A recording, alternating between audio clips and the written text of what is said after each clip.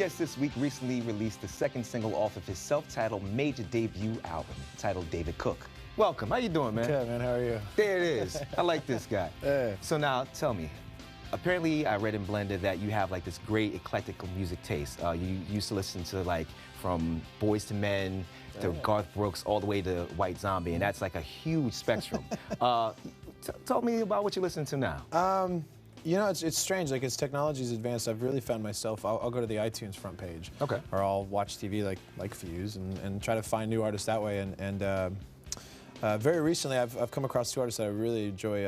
Aaron McCarley has a record out called Love Save the Empty, and then the Crash Kings. Nice. Just found them like a few weeks ago. It's very cool, like edgy, just piano rock. And, kind of geeking out on those two right now. So very good. Yeah. It must have been kind of like a blast for you the first time you actually saw yourself on iTunes, right? It was a little weird. It was a little strange. I remember, you know, I'd put out indie records before and done all that, and then to come off of Idol and to see my face like just all over the place was just, it was unnerving a little bit, I think, but I'm hopefully getting used to it. All right, well, it's been a long journey for you because actually your father, I heard, introduced you to music. I think he bought you your first guitar too, a Fender Stratocaster, was it? Well, no, let's see, he got me my first guitar when I was 13. Okay. And I remember very vividly, I remember very vivid, like 3 years before, I was given the option of playing violin or playing guitar.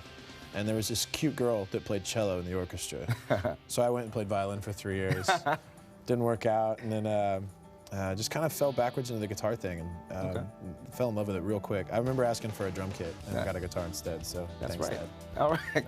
Now, would you say he helped shape your musical taste, and like what kind of bands did he turn you on to? I would say Dad definitely shaped my musical influence, just as far as, you know, I grew up kind of watching him listen to like Dire Straits and Kansas and you know, stuff like that, and Journey, and then you know, as I got older, like I got into my own stuff, and now I find myself kind of reverting back to Kansas and Journey and Dire Straits and stuff like that. So it's been really cool as I get older to kind of see all that kind of come full circle. Very nice. Yeah. Now, you told Rolling Stone that you found yourself musically in Tulsa. Tell us about that. You know, I'd started my first band when I was 15 in Kansas City, and was in that band until I was 23. Graduated college and was kind of not sure exactly what I wanted to do next, and the opportunity came up to move to Tulsa and join a band. And so I went out there and put out a solo record around the same time, and it was just, you know, being out on my own for the first time, and you know, really for the first time in my existence, having to worry about like paying rent all by myself and feeding myself and you know, sustaining life. It was cool to kind of see how that aspect of well, growing up kind of really changed the way that I was playing music and changed the stuff that I was writing about. And I feel like that experience definitely kind of prepared me for where I'm at now. Excellent. So, well, right now, you're here with us on Fuse. More back with David Cook in a minute. Now, Do You Want More from Mudvayne enters the countdown at number 6. Check it out. I'm talking with David Cook. Now we have some more questions for you. Now, you mentioned before playing the cello, but you really wanted to get behind the drums. So tell us, have you done that? I've dabbled a little bit. I'm a good enough drummer to where I could maybe hold a steady backbeat, but when it comes to fills and actually like being a drummer, I'm terrible. You know, I've actually very recently tried to throw myself into other instruments, bass guitar, piano, stuff like that.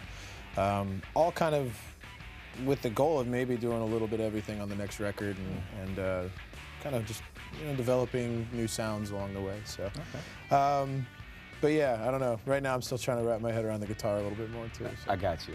Now tell us, when you first started getting interested in music enough that you wanted to form your own band, what kind of bands actually inspired you? I actually remember very vividly the first band that I really gravitated towards, and it was a really weird story.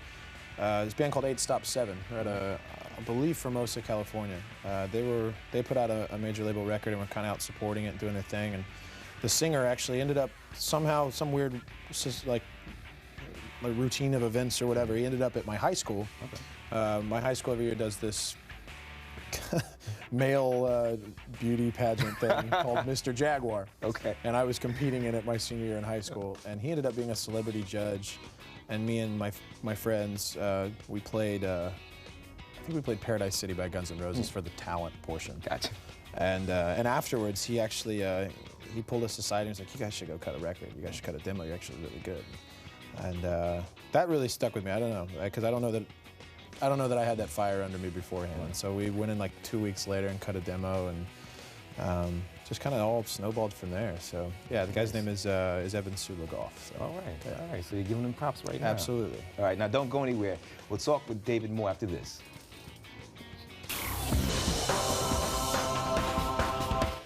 I've been talking with David Cook, and I'm going to talk to you some more. Now, on your official fan site, there's actually a thread dedicated to your arms entitled Arm Porn. Did you know about this? Not until one of your producers told me right before all of this. I don't know, man. Words escape me other than to say it's intriguing to me, the dichotomy of celebrity and fame and how that kind of stuff warrants a thread on a message board. I don't know. About arm porn? Yeah, it actually makes me pretty self-conscious about my arms. So you might see me wearing like baggy long sleeves from now on. So there it is. There it is. Maybe they're looking for some tats on the. Maybe, yeah. I gotta. See, there we go. I got one on the wrist, but I gotta catch up. I got a lot of real estate here. So. There it is. There it is. I'm sure the thread could go on for a very long time. Now, let's hope so. Right?